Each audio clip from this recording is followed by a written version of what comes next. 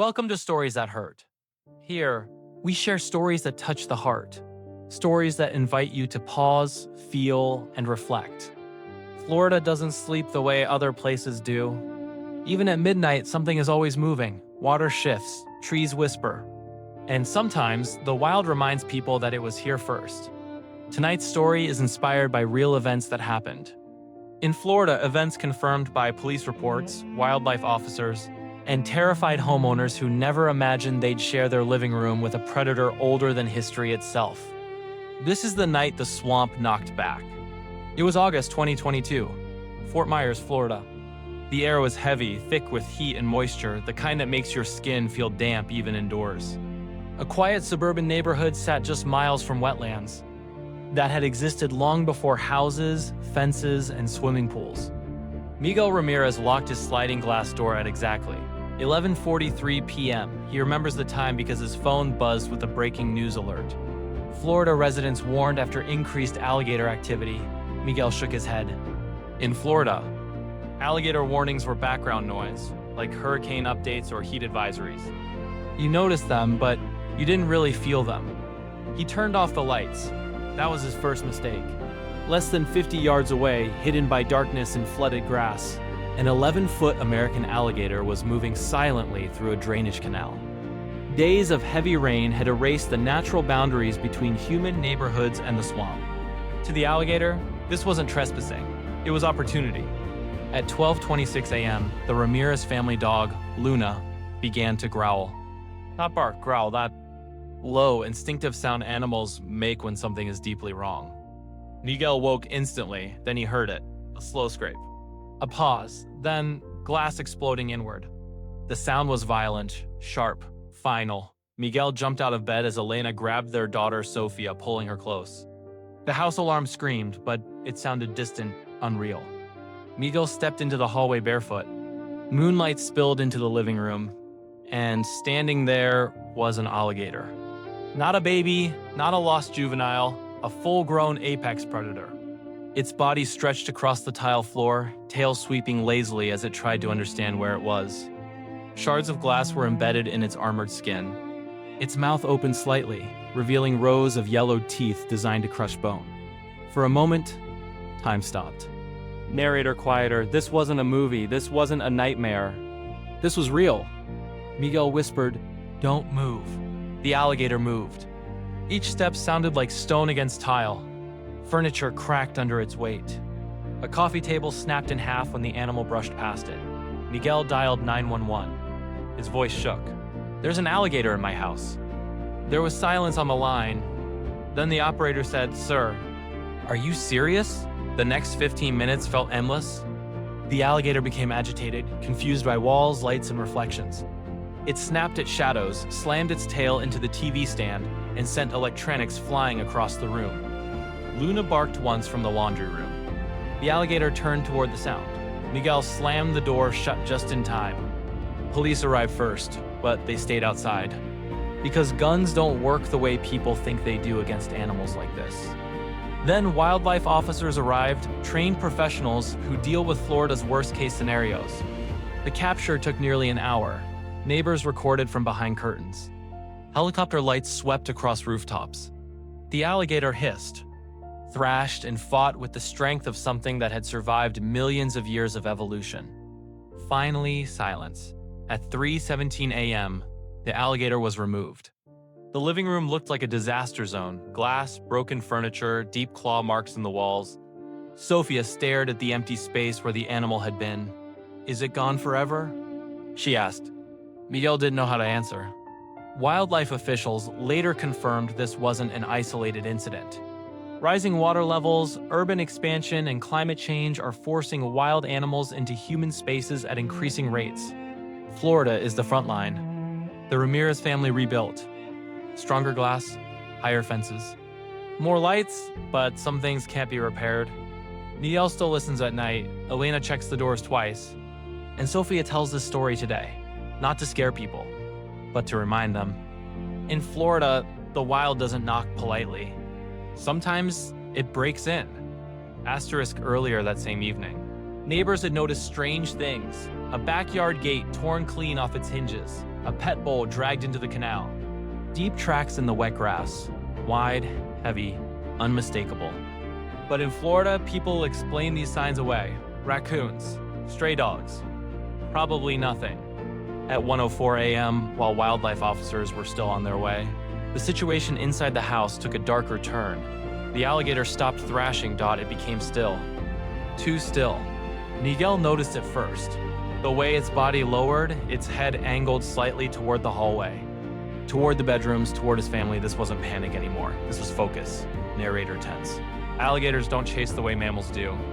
They wait. They calculate. They strike when escape is impossible. Miguel stepped between the animal and the hallway without, realizing he was doing it barefoot, unarmed, heart pounding so hard he thought it might give him away.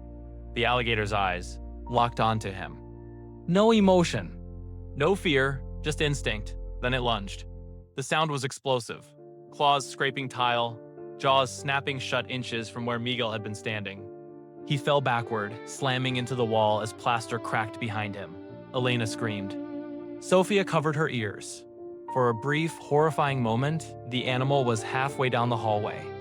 If it reached the bedrooms, there would be nowhere left to run. Miguel grabbed the only thing within reach, a shattered chair leg, and slammed it against the wall, creating noise. Chaos, anything to redirect the animal's attention. It worked. The alligator turned, confused by the sudden sound, snapping at empty air. Its tail whipped around, smashing a hole in the drywall. That was when police sirens became audible in the distance, louder. Closer. The alligator reacted instantly. Wild animals don't understand sirens, but they feel the vibration. The threat. The intrusion. It thrashed violently, blood smearing across the tile from cuts caused by shattered glass. Each movement felt like the house itself was losing a fight. When officers finally arrived, they froze. One of them muttered, "That thing shouldn't be in here." And he was right. It shouldn't have been. But it was. The wildlife officers later said the alligator was older than anyone had expected, possibly over 40 years old. A survivor. A territorial animal displaced by flooding. Pushed out of its world and into ours. The capture wasn't clean. The animal rolled.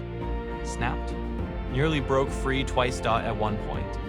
A wildlife officer was dragged several feet across the tile before his teammates pulled him back. Neighbors watched in silence, phones recording, hands shaking. No one spoke. Because deep down, everyone understood something unsettling. This could have been any house.